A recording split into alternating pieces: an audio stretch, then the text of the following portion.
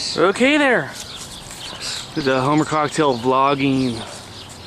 Vlogging. There's a poopy wagging tail. And let's go ahead and put on the hat. And let's start doing the vlogging.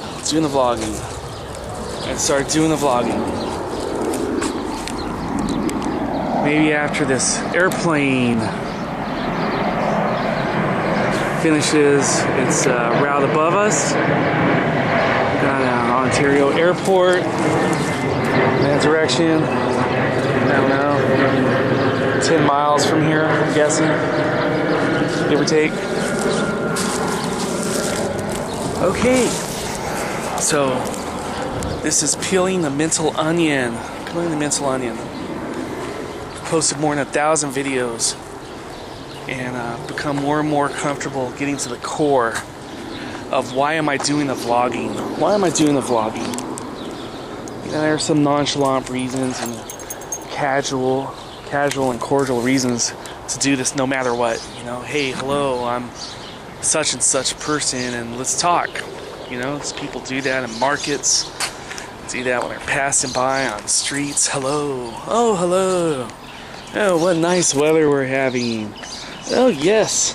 When it's going to rain this weekend, or, you know, whatever people do out there. I thought they were trying to keep me like an animal, okay? That's what we're getting at here. I thought they were trying to keep me like an animal, and I've already had talks with some of them about it. I got accepted to the Claremont colleges in 1995. I was getting decent grades. And I had good work reviews at a warehouse that you know, I was working part-time at a warehouse, and I was going to school in Claremont. And my dad had invested in a pizza store, and we lost our house in 1995. And my dad was used to living in strange kind of circumstances because he was on the road a lot as an electrician. He used to have a Ford Lariat truck. You know, it's one of the nicer models they made in 1981. He had a little camper on it. And he used to travel around living in the camper. Or else he'd live in a trailer with 10 other electricians, or he'd live in an apartment or motel, and, you know, he's kind of used to it. I was used to living in a house for most of my life up to the mid-90s, though. And my dad built a house 2 lots over. Okay, I'm over here in Fontana. We're on the Oleander Avenue. 2 lots over is the house that was foreclosed on, and he built that house partly with the help of a neighbor, the one that lived right next door. But they don't live there anymore. He passed away. And he lived in this really, in this trailer that was decent in the 70s, but over the years the weather really got to it, and that trailer was eventually moved right here. And after the house was foreclosed on, I didn't have a whole lot of places to go. So in the early 90s, you know, he had been married to a housekeeper that his cousin employed at the time. And, you know, obviously a rich cousin to have a housekeeper. And I still hang out with her son. And I moved to their house. And that's where I lived for mostly the first year that I was at Pitzer College. I was living across town here in Fontana on Date Street in a garage that was converted into a bedroom. So, you know, it was decent, and, you know, when you're in college, how can you really complain? Eventually they said they were going to sell the house. And that trailer that my dad lived in the 70s, you know, by the time the 90s came around, is real badly beaten from, you know, leaky roof, and it was weathered, and there was bees in there, and, you know, my dad said, "Hey, you could live in there." And I'm like, I hope you're joking, but I don't think he was. and there was other campers here. Like I said, he had campers because he, traveled around. He had not just the 1981 Ford pickup. He had a fucking big, it was like 8 mile a gallon, big V8, 1973 truck too. And I studied in my final exams right here in a camper. There was a camper right in that empty space. It was a 13-foot camper that, would fit on that 73 truck. And my dad had bought a smaller trailer than what was here. And eventually we bought the neighbor's trailer. It was a 25-foot,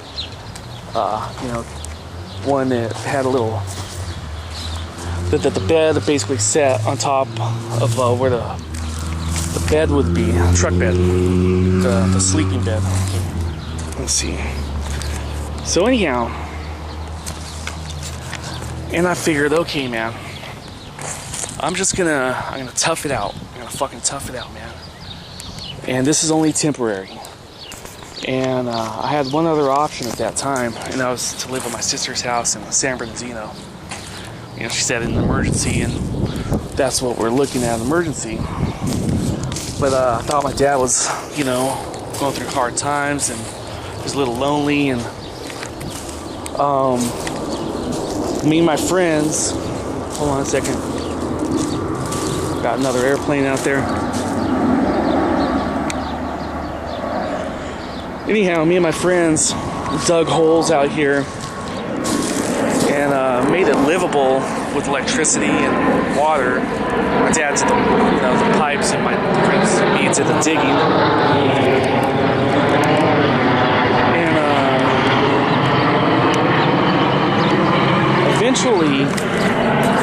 eventually, I got the feeling that the expectation changed. Okay. After living here for a couple of years, I started thinking that my dad was trying to keep me with him. That it wasn't a temporary fix for me to get through college. And sometime in 1998, I came to, I was studying here in the finals in the spring of '96. Sometime in 1998, he went ahead and, without asking, without dialogue, asking for my opinion or my consent, he went ahead and tried to buy some land, and his credit was bad from losing the pizza joint. But he went ahead and tried to buy some land in Hemet, and he brought the blueprints, and this one's going to be your room, and this one's going to be my room. And here I am thinking to myself, I'm sorry, Dad, but I plan to move to Seattle or someplace to use my ecology degree, And I remember when he got rejected for the loan to buy the place out there, I was on one hand relieved because that's not the direction I wanted to head in life. And, on the other hand, disappointed because I believe in family. I really believe in family. But these things can't be unilateral, especially for someone. I was in my mid-20s back then. And I think he got used to me for social and moral support here. I came to live with them over here, and it worked out for a little while. I wouldn't have learned how to play guitar if I didn't have so much time on my hands. When we were over there a couple of streets over, or a couple of lots over, I had roommates from high school. And that worked out for a couple of years. And for a couple of years, hey man, we had extra income because they had jobs and they were paying their rent. And eventually they lost their jobs or they just moved on. But I'm a social person, man, and that's what I'm used to. And when I came to stay with him here, he said no more parties and no bringing people over. And that's just not fair, This is coming on 10 minutes. And, like I said, I've done more than 1,000 of these videos on YouTube. And if this was the first one I did, then I failed, I failed as a vlogger. because I'm a happy-go-lucky person. But if you want explanations about, hey man, why are you still here? Well, maybe you could help me figure it out. I finally graduated from Pitzer. Check out my document site, Homer Cocktail 48, and you know, whatever you're going through, love to hear from you. And otherwise, we're just clearing the mental addict up here, you know, just clearing the cobwebs up here, baby. All right, you guys have a good time.